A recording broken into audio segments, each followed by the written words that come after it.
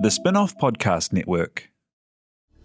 This is Kiwi is back for a brand new season with more inspiring kōrero from special guests including rugby player, father and role model TJ Perenara. My family bring me joy. Rugby brings me joy too, but it's not the same joy as my family brings me. And global dancer and choreographer Kirsten Dodgen.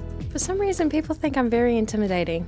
Listen to the new season of This is Kiwi, brought to you by the Spin-off Podcast Network in collaboration with KiwiBank. Available now wherever you get your podcasts.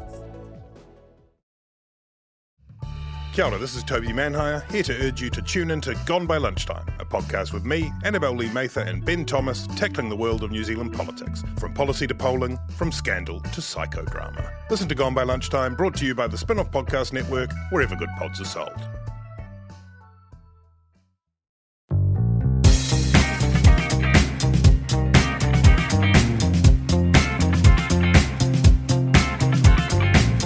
Kia ora, welcome to The Real Pod. My name's Jane Yee. I'm joined by Duncan Grieve. Samuel was on the tools at his Celebrity Treasure Island week 4. But first, I'm just going straight into it.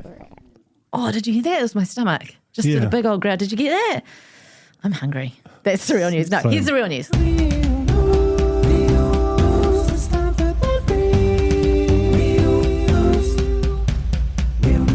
Hey You has launched in Aotearoa. Now, this is right up our alley. It's a reality TV network. It's pretty cheap if you sign up now. I think it's like you can get it for $80 $80 for the year, I think. I know, but you can get it half price at the moment. What the what? And yeah. Is this sponsored? No, but I just think it's a good deal, and I think it's relevant to our listeners' interests. It's really relevant. So this is an NBC Universal product. Has Below Deck, Real Housewives, that whole kind of universe on it. A lot of stuff that you can find in random other places, but curated all here in one spot, but crucially, the releases are in step with the US. That is quite crucial because, man, do we we wait at the behest of the kind of programmers and down here for some really important shows. Look, I am extremely up to date on Below Deck Down Under. I don't know about you, but no, I'm not. It's a cracking season. Like, it is so good. There's been a lot of trust lost in Below Deck. Well, I'm watching reviews. it the old-fashioned way now, like as if it was a normal show. Yeah. I'm watching like an episode or two at a time, weekly, and honestly, it's extremely good. Well, I have just started watching, to celebrate the launch of Hey You, I have started watching Real Housewives of Beverly Hills, Season 1, Episode 1. So that's me for the rest of my life. There's 13 seasons to get through. It's kind of scary when you get into something with that much material. Like I'm that with Alone, as I've talked about on this podcast recently. Really? And I just smashed out another season, but I'm just going to have to be really disciplined with it because it could easily be the only thing I'm doing.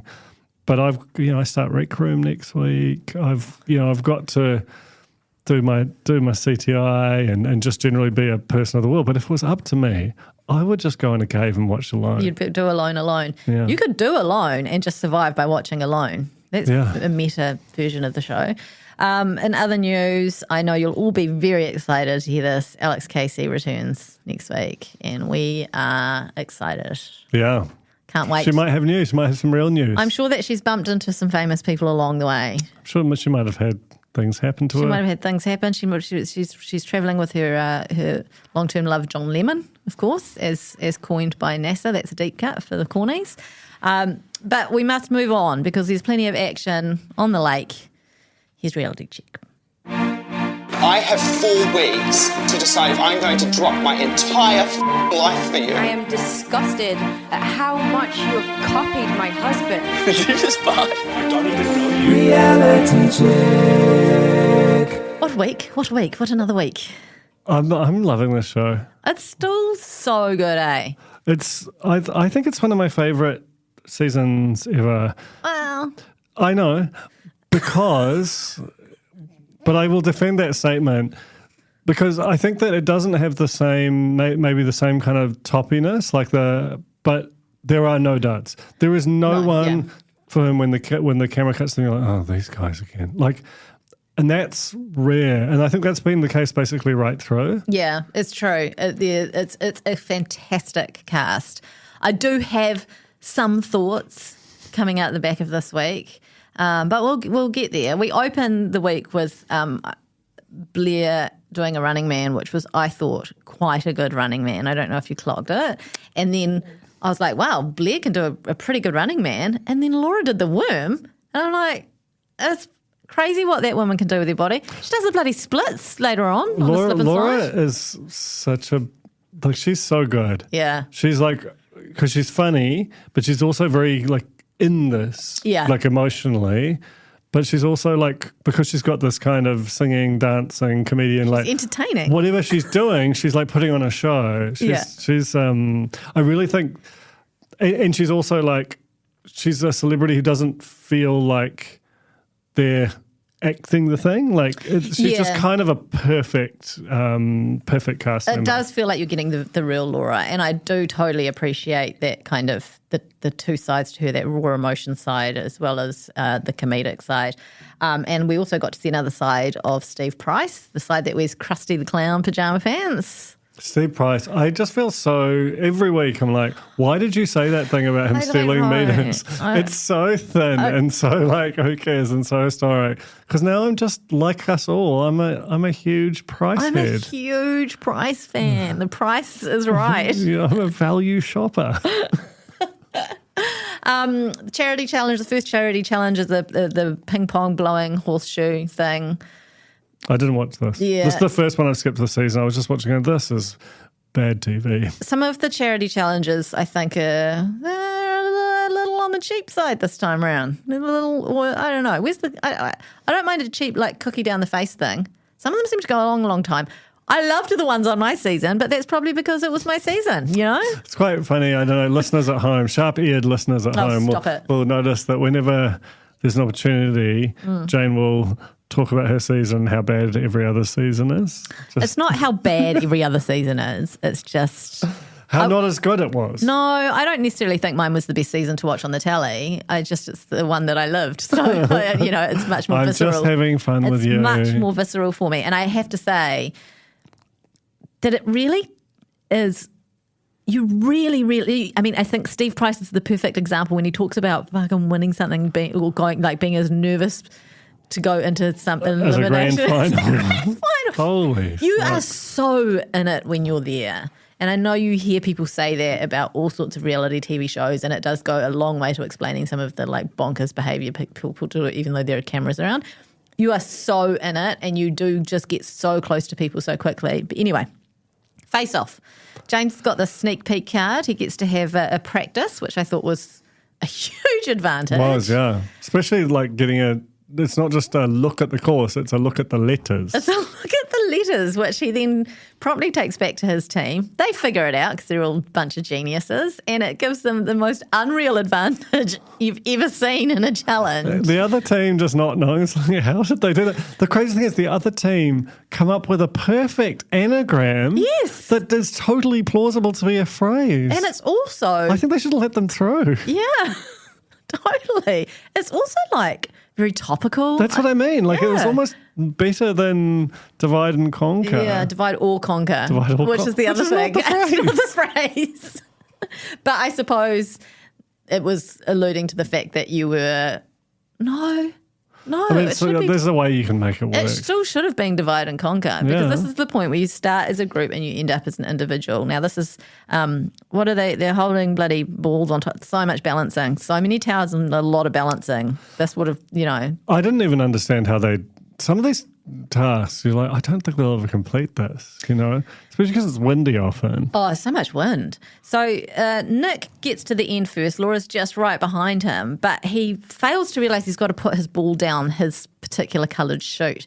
And so Laura feels bad that she's able to take this from him. So she's like, you know, you go first, mate. You've got to get it in your yellow one or whatever it is. Well, that bloody backfired, didn't it? It was a crazy thing to do, to be fair. But that's Laura. That's Laura. So Nick wins a massage, takes Laura and Steve on this massage. And this is where quite honestly, this is like the moment that Nick turns into a fucking fierce player out of absolutely nowhere. Nick. Like the way that Nick is just like, I need to be able to compartmentalize how I feel about these people and how I need to kill them all. Yeah. And he's so matter of fact with it. You're right. It's such a big change. And you go from thinking, oh, he's just one of these kind of bubble boy, beautiful, muscly men to like, oh, he's a weapon, man. He's a total weapon. And he's a strategic weapon. I think the key thing that we've forgotten to mention here is that the merge was happening out the back of this challenge. So now it's every man for himself, and that is what has shifted Nick's perspective. So I forgot, like Laura, and he wants to put up Eli and who? Courtney? Matt. That's right. He wants to put up Eli and Matt. Laura, obviously best friends with Eli and in an alliance with him, or an alliance. And very good. Thank you. And they can't believe we haven't done it earlier. She's pleading Eli's case. She's basically bringing on the tears. It's a very real reaction. Like, I just basically don't want my friend to go home. And at this point, I've even forgotten that she let him win. And I'm like, oh, that's pretty rough if Nick puts up Eli after sitting with Laura and then she's like, oh no, let him win. And I was like, oh my God, that's actually brutal. Yeah, that's where you really see the steel in him, because you could even be a sort of very hardcore player but still say, well, yes, because this person effectively gave me the win, I'll give them a veto. That's not that big of a thing, but it was obviously of tremendous meaning to the person who gets it granted them. And he's just like, well, you got a nice massage. You can have this massage while you cry and think about what's about to happen. Yeah, and I suppose there's probably an element in his mind where he's like, technically I did kind of win it. I just got a little confused at the end. And honestly, people get confused during those challenges. And I know that everyone's playing under the same conditions and everything, but it can be really rough, I think, particularly when we see Jazz's elimination, when someone just has a brain fart moment and you're like, oh, God, that's I want to talk about that, but let's wait. Let's wait. Okay. We also see quite a pissed Laura out the back of this. So she's sad in front of Nick, but when she's in the moments, she's quite pissed off. I'm quite excited to see that side, and I hope we see more of that kind of like Laura with an edge. Yeah, bit of fierceness come out. The elimination is, of course, Matt and Eli. It's puzzles and puzzles. It's a little key in a box, and then you got to do a puzzle, and it's so frustrating watching Eli do his upside down, inside out, back to front, and Matt. But Matt, it's frustrating. Oh. But Matt just seems like paused with it half done, but also not done at all, because none of it was right. I know. And so Eli got to make it and unmake it like 4 times? 4 times. While Matt just sort of sat there waiting for it to sort of do itself. Eli, and also just look at what Eli's doing and copy. Just do almost anything but leaving it a third done wrong and hoping that it'll sort itself out. I'm so curious to know how long that whole thing took, but I love Matt, and I kind of wanted Matt to win that because I felt like he needed more screen time. Like, I've seen heaps of Eli. I mean, obviously Eli's a friend of the pod and I love Eli too, but I feel like Eli's going to go a long way. But I was sad to see Matt go. Agree. I just think he's a nice guy. I hope his DMs are blowing up. Well, I mean, the main thing is he needed to go because he only had those 2 pairs of jeans and nothing else. That's true. That's bad strategy right there. That's the ultimate boy pack. He thought about his closing line. I always appreciate when someone thinks about what they're going to deliver as their closing line. Squirt you later. Squirt you later was so good, but they almost didn't linger on it or do enough with it. But I guess it was just an acorn, We're marching right along to the next episode, in which Turia does this amazing, huge, long rundown of everyone who's remaining on the island. Just like massive airtime for her. Turia is amazing. She's really, really good. She's so funny. She's so original, like in terms of like your type of humor. Yeah, exactly. And she just feels like this kind of really distinct character that absolutely runs the show. Her and Mustap are just sort of trading in the moments to kind of be trading periods, being the narrator to drive it along is a big part of why this season is so fun. Now, Turia and Courtney are 2 people I wasn't particularly familiar with when they did the cast announce, and I knew, of course, that one of them was a comedian, which is Courtney, but having watched it, I keep thinking Turia's the comedian because she's so funny. I know. I mean, Courtney is also very funny. Courtney is. Is it this episode where Courtney has her sort of emotional breakdown? I found that so affecting because I could just so imagine like someone who's like, there are some people on there the likes of Laura and, Steve Price and so on, who are just bold-faced names, celebrities, unambiguous. But there are a whole bunch more who are actually kind of on the cusp on some level, and Courtney fits into that category. But it's so easy to imagine the imposter syndrome you'd feel, and this once you get into this mode of like, well, I know how to be funny on a stage in a kind of controlled environment, but am I being funny enough? And just that, and you're not in a situation where you can go to any of your familiar kind of comforts, whether it's talking to your friends or whatever. You're just stuck in your head, and you see it just boil over in her, and it's so affecting because she's amazing on this show. Yeah, she is. And the one thing that you hear people say a lot on this show, whether it be in their exit interview or if they've just won an elimination or whatever, is that they're so proud of themselves and they're really surprised at what they achieved, and they did things that they never imagined that they'd be able to. And that's where that comes in with that face off that Courtney won, but we don't know if she would have won it. She might have won it by her own skills, but Nick ultimately gave her a deal and jumped off the pyramid footholdy thing, and giving her the win with you cut a deal with her, right? So her whole thing in that moment was like she didn't have an opportunity, or she chose not to prove herself. Yeah, which sounds, like might sound lame when you're at home watching, because of course you're like, that's a great deal, take it, and it was a great deal, and she should have took it, and she did the right thing. But I know, I having been there, I'm so sorry. I'm so sorry. But having been there, I know that kind of thing of like wanting to prove yourself, because you see other people around you doing these amazing things and like pushing themselves beyond their limits and winning things and being rewarded. But it's not only that, right? Like, and again, I'm just sort of guessing at it because I haven't, unlike you, been on the show yet. But it feels to me like it'll be very easy, because there are these challenges and certain people naturally win them, whether it's puzzling or sort of physical type challenges, to sort of start to feel like that is on some level a verdict on their merit as either celebrities or even humans. And therefore, when you're not in that category, like there's something deficient about you for not being able to, or not having won that. And that's sort of how it felt like Courtney was starting to conceive of herself as well. And it was just, it's heartbreaking, because as you watch the show, you see how, how funny, how deft, how personable, the sort of high-low culture stuff that she does. Like she's just excellent, but you just can kind of feel how that would come to be, especially when the opportunity kind of came to her because Steve Price fell in the water, and that naturally knocked 7 people over. That was amazing, and right? I feel like that has been an underrated aspect of that scene, was just one man weighs I don't know what, but certainly like he created a wake in the water, and it just knocked over 7 people. It was amazing. So good. It was so good. And the 3 people who it didn't hit were the 3 that were standing next to, so it and furthest away, least affected by the Steve Price bomb.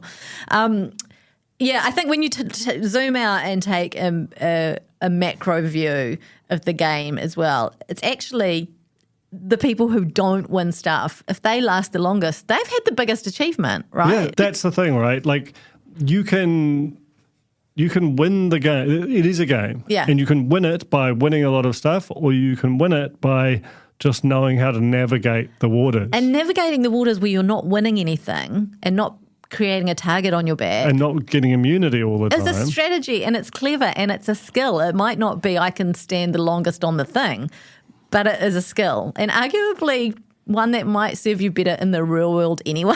Yeah, mostly, I don't know about you, but maybe this is an unconventional workplace, but we don't do a lot of standing on little bits of wood for the longest. Mostly it's, navigating all of the sort of criminology and the sort of subterfuge and internal politics of this organisation, Just staring each other in the back all the time. Yeah, absolutely. It's interesting that no one fell off either on those first 2 rungs. You know what I mean? Like, not everyone made it up to the top. But I think they were 5 minutes. It's just not that long. No, but they probably would have had some jelly legs and that kind of thing. I think I would have done okay in this one. Maybe not on the final bit, but certainly I stand on the side of my feet all the time, and I've got flat feet. I would have been able to have my feet perfectly flat against the side of the that's a huge advantage. Yeah, I don't know if it is. Anyway, I definitely would have gone down with Steve. Oh, that sounds rude. Sorry. No, I think it's Yeah, okay. Okay. Interestingly, the deal that Nick cut with Courtney was that part of it was that she wouldn't put him up, but also that she takes James for sushi because Really he's been a cute. good captain.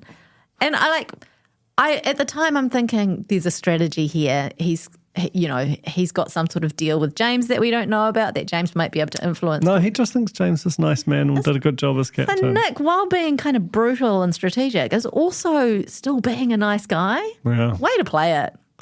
Then they go for the spear. Yeah. Which should be, obviously I'm a person who's got a particular fondness for beer, but I think it's rude, frankly rude, the way people keep interrupting the one nice time, not the one nice time, but, like this kind of, the whole time you're there, as Courtney says, you just want to have a beer and a hangout. And you're in this beautiful location, and that's happening to them.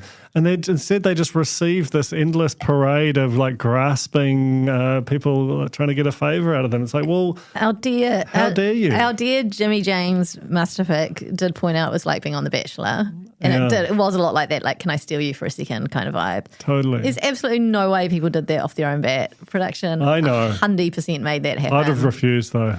Production could have easily taken them off far away where they wouldn't be overheard or interrupted. So it was part of the story arc. And this is where we have who goes up to talk to them. Mel comes in. Blair Strang. Yeah, Blair. Mel's freaking out a bit because she's realising now that she's in the merge, she doesn't have any alliances. It's quite amazing, really. She offers Courtney her clue to keep her safe which is... No one really knows. It's like... with basketball, people understand that in the NBA, they understand the value of a first-round draft pick and what it will roughly get you. I feel like someone needs to basically explain what the value of various clues and scrolls and what are they called? Do this. Watch the fucking show. Yeah. You know what I mean? Watch the show. Because Nick later on gives away... Same thing as cut. For like Courtney says, for basically 30 cents in the dollar in terms of the value of it. Yeah. It's always worth a lot. I think it might be worth bargaining if you know you're going to be put up. And to get out of that, Mel was never on anyone's lips. And so she just basically she had to, follow through on her promise and gave away her treasure hunt clue. Just wild. Jazz, yes, Blair, as you say, go up. Jazz went up. Jazz is in a similar position, I think, to Mel. She's realising pretty quickly that any alliances that she had earlier on are probably not kind of in play anymore. Blair stops by, doesn't try to save himself. He's just there to represent Steve and Nick, his bros. The Steve and Nick bro alliance is quite powerful. It's extremely powerful. Yeah. And it's something we've seen before, and I'd like to see it not happen again and again and again. Well, I don't mind it because it feels like it's them against the world this time around. Yeah. What I find tends to happen is that people they're happy to put up one, but they don't ever put up both because they know then at least one of them will come back and then take them out. Well, yeah, but everyone knows it, so you might as well just be kind of really upfront about it, I think. And at least when you put up both, you're going to have one of them down and their alliance is busted. But that's what needs to happen. That's what needs to happen. But people don't do it. This is the same with Art and Lance. They'll put up one, but not both together when they have the opportunity to. So I hope next season, if you're listening and you get the call up and you head on into the island, if there's two strong blokes there, put them up against each other at the first opportunity. Next season, they're not even watching the show. They're not going to be listening to a podcast about the show. Let's be honest. There are no future celebrities in our audience right now.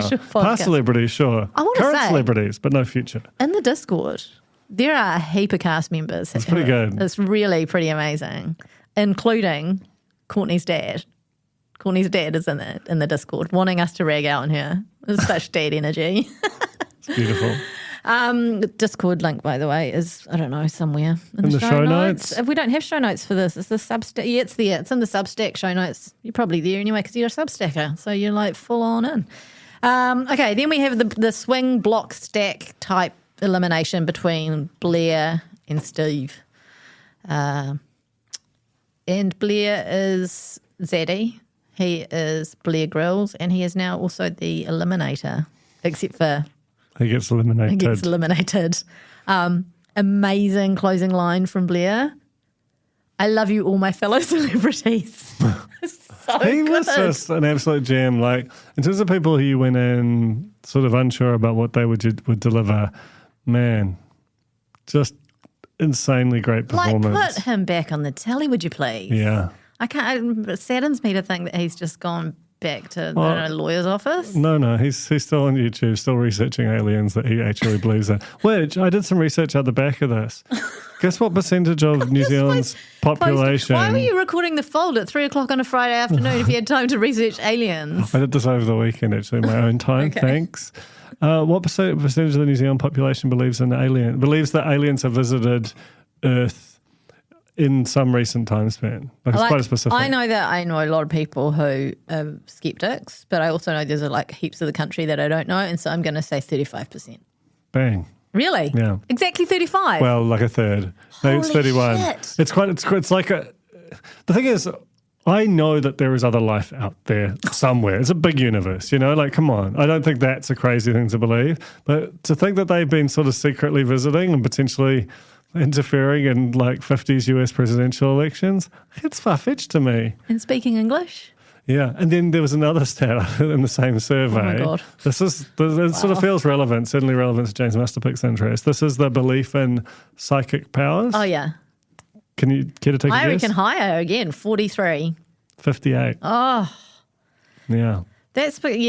People love to believe in. This was in 2011, which I reckon was peak sensing murder credulity. Oh, right. So I'd love to see the same survey done again now that they've sort of faded from the popular consciousness to some extent. Blair's gone. Yeah. That was it was the swing tower challenge thing. It wasn't particularly complicated. Blair was not particularly good at it his time. He was too cocky. Got in the elimination ring, thinks I can do this. And you got to think, like Steve Price, as well as being this hulking man mountain who can do a lot of things physically, is also like a hyper-competitive, state of origin level sports person. he has to do strategy in sports, and he has to do And mental maintain fortitude. Yeah, you do though. Like, you got to maintain your focus in these like really intense situations. So Okay, and we go on to the next episode in which the charity challenge is the straw lollies. Nick wins it for Butterbean Motivation. Congratulations. It's a bit of a coup starting up against Nick and Steve at this point. And the other thing that's happening is Jazz is starting to feel really alone and isolated. She's hearing people talking about her. There's like several conversations that are being held within earshot of her where her name comes up. Your paranoia is like through the roof when you're in this situation. Oh, yeah. It really, like anytime, there's a certain stage of the game, anytime anyone talks to anyone else, you assume it's about you. If you actually hear your name, like in the middle distance, forget about it. So is this around the time when she sort of says, oh, my TikTokers will come and get you? Or was that from earlier? Well, what we've seen is like from way earlier, but it was like a joke, right? She was just I think she was saying it sort of half jokingly, half with a sort of, well, it's inevitable kind of lens. I don't feel like it was a threat, though. I feel like it wasn't in the moment. And she said, who beats me? Well, but I don't. It cannot be a threat, but also be something that you're just aware is going to happen. But then the fact of you saying it out loud while on camera kind of makes it more, like it's all a bit of a mess. I do think it was majorly overblown by Turia and whoever else got on board that, because honestly, like, I wouldn't really be scared of that. Like, I don't know that I would actually find that intimidating. And really? I don't know. Like, if you're like... do you reckon Steve Price is worried about... No, but it depends who you are and where you make your money. Like, if you're a person who relies on a social media ecosystem to earn your money, the idea that there might be swarms of kind of young super fans just killing your comment sections... Turn off the comments. It'll blow over. Yeah, I don't know. I feel like it's a legitimate fear for a certain kind of person. I genuinely think Jazz would go on if that started happening and say, don't do this. I agree. And they would listen. I agree. I don't think it was anywhere near what it was made out to be in terms of kind of painting Jazz like this villainous person who was going around making threats about her TikTokers coming. I think it was a better reason for Toria to put Jazz up would have just been to say, I don't really know. She's the one I know the least. I have no relationship with this girl. Like, she's really, really good. She is really good, yeah. Like, she's super. She was a secret kind of like, could have gone a long way, kind of under the radar kind of person. Yeah. Like, I mean, that would be, I thought there was a real logic towards putting Jazz up. And the logic was Jazz could win this thing so easily, Yeah, right. She's really smart. She's really fit. She's been in the elimination ring. But then, okay, we have to quickly talk about the McDonald's challenge because, shout out to the sponsor and all that. But there was I'm wondering how this food I never got the opportunity on my season to find out how food might wreck your system. But I reckon just like suddenly chowing down on a Big Mac and stuff after not eating, does that not? I mean, I feel like it upsets my tummy even on a regular week. Yeah. I mean, I just don't think you're worried. Like, you're just so excited to have a Big Mac or Samoa. Curious to know where the nearest McDonald's is to the lake. Yeah. To know about the well, if it's down is there a McDonald's in Wanaka? I'll look this up while you chat. There absolutely is, but how far is that? Like, what's the drive? What's the drive time? Well, or the helicopter time. Whoa, helicopter at McDonald's? That would be insane. I mean, I'm saying. Just saying. So we're doing some. No. There's not. There's an ODT story about people being upset. there being fake news that McDonald's had bought a site. When was that? But this was in 2017. So it has to come from Queenstown. It's got to be airlifted in that case, surely. Yeah, so I think it has to come that way. But it still needs to get from the McDonald's to the helipad, then the helicopter trip, which I'm sure it's not like just jumping off in a car. Like, it probably takes a little bit of time. Or could it come in like a sort of an Uber Eatsy kind of bag where it stays reasonably warm and then they put it in like a pie warmer type thing? Soggy. Production. If you're listening, please explain how the McDonald's is transported and how it is made to be good. Or a contestant, can you explain if it was like cold? Because you still eat cold. it. It was 100%. I'd eat cold McDonald's anyway, Yeah. Like that doesn't. I don't have to be starving. Rolled straight off the top of the fridge. Or if you're Mike McRoberts, if you're Mike Potter, I forgot his name already. That's so sad. Yeah, you did not. You just said it wrong. I did say it wrong. I was going to say Mike McRuffy. Mike McRuffy. What? From when he did The Masked Singer and he was Orange Ruffy. Oh. And that was one of the names he called him. That's fine. Wow, that's so embedded. Okay. Jazz just doesn't want Toria to win because she knows. So Eli and Jazz's friendship, obviously they're like really close. It's not been shown up until this point because Eli gives Jazz the heads up that, Toria's sort of coming for her. And she, I think rightly, would probably rather not have known. Oh, yeah. That would totally freak you out. And then to get into that challenge where it's like between her, like you couldn't write that shit. No. How does that happen? That it happened to be down between those two? Unscripted drama at its finest. I'd like to give some advice to production. If someone hasn't featured on the show heaps and heaps and heaps, like Jazz has been on the show plenty, but she hasn't been on heaps and heaps and heaps, and then suddenly in the show where she's going for the elimination, she's like riddled throughout the episode. You can always tell who's going home based on the episode edit. See, I wish you'd never told me that. Sorry, I've just done an Eli thing, haven't I? You have, yeah. Do you want to bleep it out? No. I think it's our audience is sophisticated enough that they've probably figured out where I haven't. Yeah, they're probably the ones who put it in my head anyway. Okay, there's an auction. The auction is insane.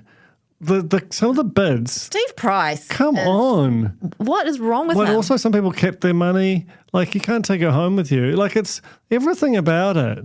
Really odd. You shouldn't be allowed to team up with other people. Yeah, that shouldn't be allowed, for sure. For sure. And Steve Price just paid so much money. For just almost nothing. For the sardines. Okay, but they didn't know what they were getting there. But I feel like that the first one is going to be a gag. Yeah.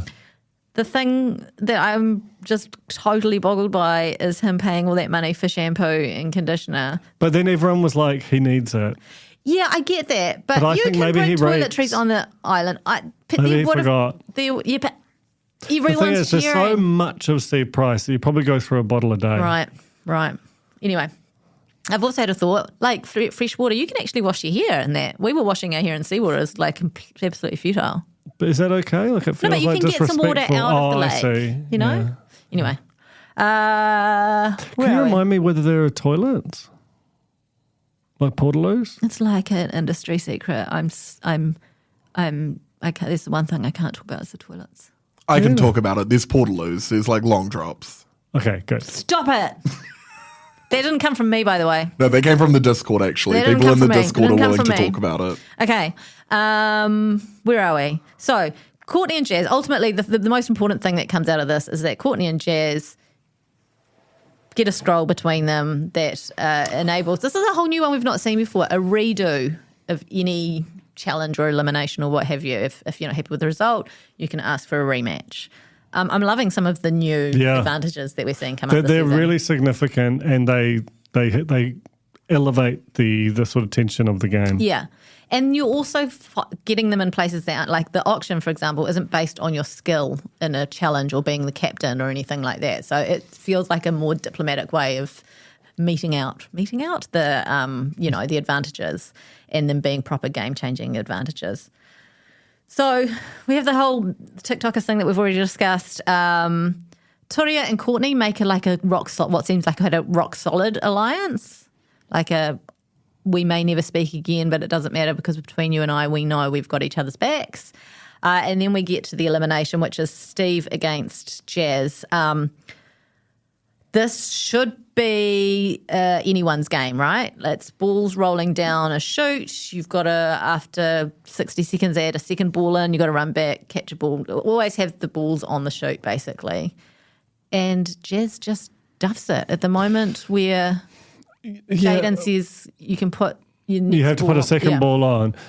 I think there's part of me that thinks she duffed it sort of knowing like she didn't take it as seriously as she might otherwise because she in her head she'd got to do it again. Maybe I don't Because it was such a big, obvious. No, like, but I don't duff. think you did. But that's Or do still you think way do too you think risky. it fell out of her hand? No, I think he said, and you can put your second ball on when you're ready, and she just heard, and you put your second ball on. I honestly think she had a brain fart. So I don't the way know, it's supposed to work is that you put your ball on, wait a beat. No, you have to wait Yeah, like that's what I mean. And wait until it's like halfway down. Yeah. Put the second ball on, run down, grab the first, and you're trying to keep the thing but going. in those first cycles, you need to be working out in your head because you know ultimately there's going to be 3 balls up there. So Yeah. you can't just time it halfway down. It's got to be like a third and a third. It you know? looked like it would be very difficult to keep it going with 3. Yeah. But to put it just straight on. Yeah, that's why I think it was just a brain fart. I think Right. she kind of had like probably counted in her head what she needed to do and then was just like, right, so I just need to do this, but just didn't compute.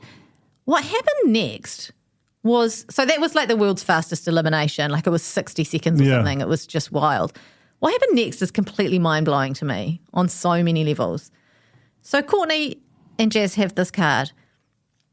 Courtney says that they've agreed on a symbol, which is like a shot, that if you're gonna a signal, if you want me to use it, just do the signal, right? Jazz doesn't do the signal, so Courtney doesn't go to save her. Jazz is looking at Courtney, going, "When are you gonna do? When are you gonna step?" They've got 30 seconds. What I don't understand is if they share this, why can't Jazz just go, "I want to use the thing"?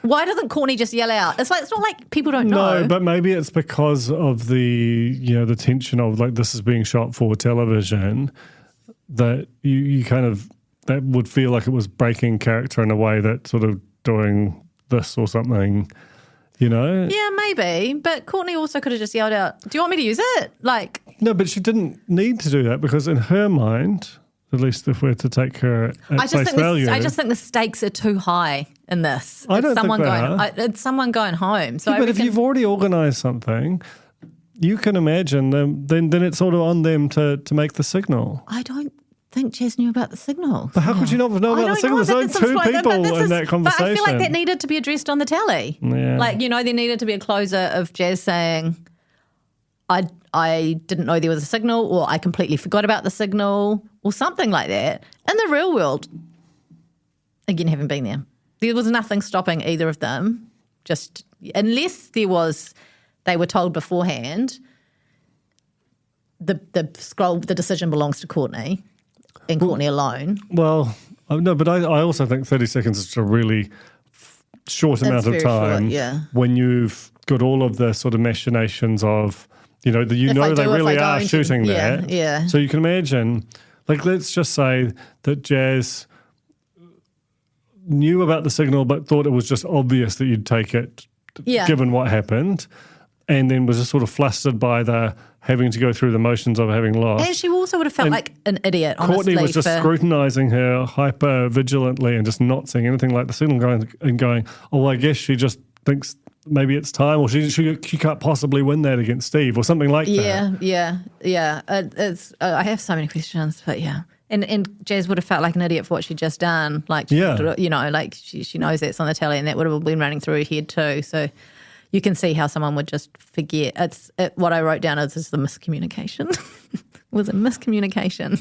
It was just, it was very, I feel for Jaz, because I think she was a really strong player, and it just sort of felt like she went from being really in the cut to the whole thing caving in on her in about 15 minutes of an episode. In a single day. And it's the post-merge effect where suddenly everything changes. You don't have the security of your team around you, and it can really get into your head. Exactly the same thing happened to me.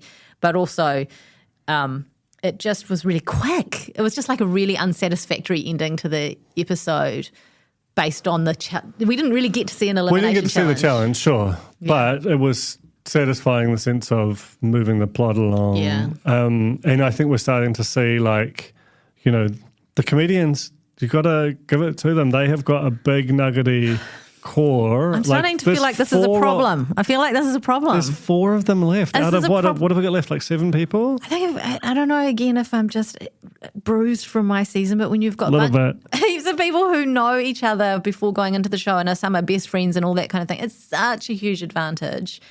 And then some people who don't know anyone. But when you think about, okay, who's left on the show? We've got Turia, we've got Mel, we've got Steve, and we've got Nick. That's the 4 that aren't the 4 comedians. Yeah. They should 100% be in an alliance. Yeah, I think Turia's in with the comedians, though. She's in with Courtney. Yeah, but why? If I'm Turia, I'm like, these 4 are like professional colleagues, and some of them like so close they live together. Are they really looking out for me? Because there's like they're 50% of the population now. I just think, again, a note for producers for casting, just mix it up a little, don't. Well, no, but I think you can have like one person, but like. Disagree though. Like the comedians have been so crucial to the entertainment of this season. They have, I agree, but you can also get comedians who are highly entertaining who aren't necessarily all like extremely good mates. But I don't think they are all extremely good mates. I think that James is from Dunedin. He hasn't been like part of that core. You've never worked in the New Zealand comedy scene. They're all bloody doing shows together. They're all at the classic in the basement. I know. Look, I've been around it a little, but I think that I think Eli and Laura are really, really close, and I think this is just a guess, but like James and Courtney don't hang out with those two like every weekend going to barbecues. I think there is a little bit of that line, maybe. Yeah, I don't know. You may be right. I have this conscious bias. I'm bruised about celebrities who all knew each other, and then a whole bunch of normies who didn't know anything about anything and all got picked off one by one. You've got a whole office full of normies who really love you. Thank you very much. Please don't eliminate me. Thank you very much for listening to our podcast. Alex is back next week, which is very exciting. Thrilling. Thank you, Samuel. I don't know why I made that weird guttural noise just then, and I think it's the perfect way to end the show. From the Spin-Off Podcast Network, you've been listening to The Real Pod, hosted by me, Jane Yee, along with Alex Casey and, most of the time, Duncan Grieve. Our producers are T.I. Butler and Samuel Robinson. Thanks for listening. Kia ora, I'm Alex Casey, Senior Writer at The Spin-Off. We wouldn't exist without the ongoing support of our generous members. If you're able to, you can make a donation at thespinoff.co.nz/donate. Kia ora e te iwi, Te Aihe Butler here, podcast manager at The Spinoff. If you enjoy listening to our podcasts, consider supporting our mahi by signing up to become a Spinoff member at thespinoff.co.nz/donate.